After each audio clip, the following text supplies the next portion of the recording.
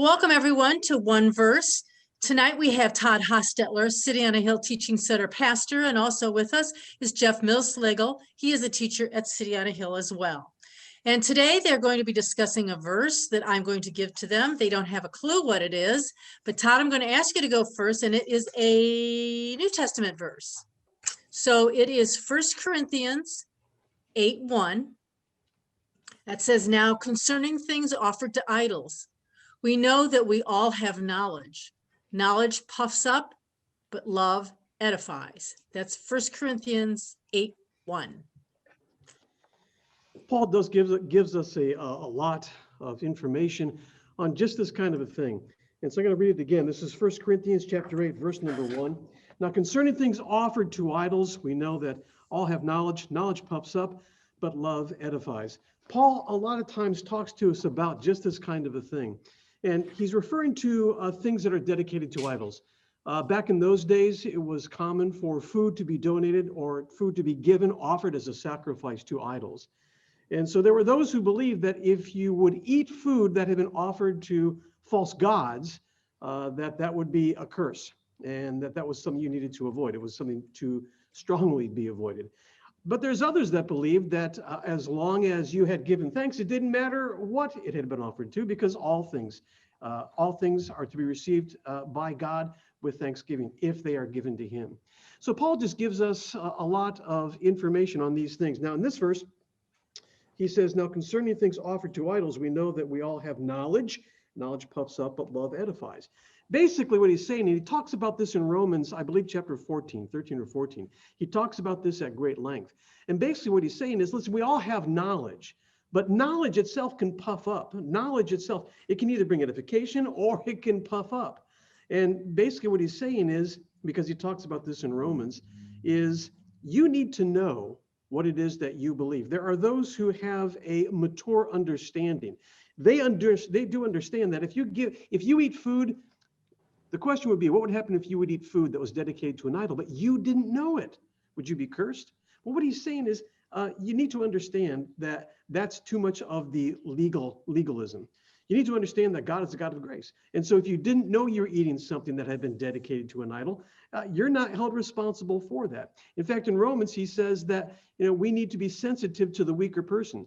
There are those that have not matured enough to understand that all things, as I said earlier, all things can be received. All things can be received with thanksgiving. It just comes down to a matter of the heart. He's saying that we all have knowledge, but knowledge can either take you to the place where you are putting others in bondage and putting yourself in bondage, or you can have knowledge to edify. And that's the knowledge of Jesus Christ. And Jesus brings freedom and liberty. And at its core, that's what Paul is talking about and trying to show us here. Jeff, I went a long way to get to that point, so maybe you can say it much simpler. Well, what's kind of fun here about this chapter is the bracketing that's done. You had there verse 1, which we read, "Things concerning offered idols, we know that we have knowledge. Knowledge puffs up, but love edifies." And then you drop down to the very last verse. That's verse 13. "Therefore, if food makes my brother stumble, I will never again eat meat, lest they make my brother stumble." So why does he say that? Does he say that by knowledge? Or is he saying it for something else? And the key to this is the last phrase of verse 1. Knowledge puffs up, but love edifies. This is Paul's big deal, really, within this whole chapter. Is look, don't get hung up at all the things you know, and you become arrogant because you know this, and you've matured over those other people, and they just don't know enough. You know more. Well, Paul's making a point here, really simple, is that love is what edifies people. That's what you really want to concentrate on. So he gets to the end of this whole argument there in chapter 8, and he says, look, if me eating something like this is going to cause problems with my brothers, you know what I'm going to do? I'm going to give up eating meat, or whatever it is. I'm going to give up eating meat because I do not want my brother to stumble. I just love this attitude of Paul that he goes on here with. We tend to think of Paul as being this overly scholarly, really intelligent person. I don't know how many languages he spoke, but it's got to be 3, 4, 5, or maybe more than that. And, so a very brilliant, very smart man. You read his writings, and you could tell, very deep thinker. I mean, his writings are kind of even complicated to read because of how his verse structure appears. However, if someone's got a point to being arrogant and puffed up in knowledge, it would have been Paul, but that's not what he does. He's making a point of love edifies. That's what I want to concentrate on. So I just love how he sums this thing up at the very end here, saying that if food makes my brother stumble, I'll never again eat meat. In other words, my brother is way more important than just the knowledge I have of whether it's okay to do this or okay to do that. Folks, we get so hung up in these sort of list of, well, can I do this and be a Christian? Can I do that and be a Christian? What happens if I do that? It's how are you operating? Are you operating out of love and concern for each other? Or are you just kind of more concerned with what you can get away with, your knowledge? Well, I know that that's okay, so I'm going to do it anyhow.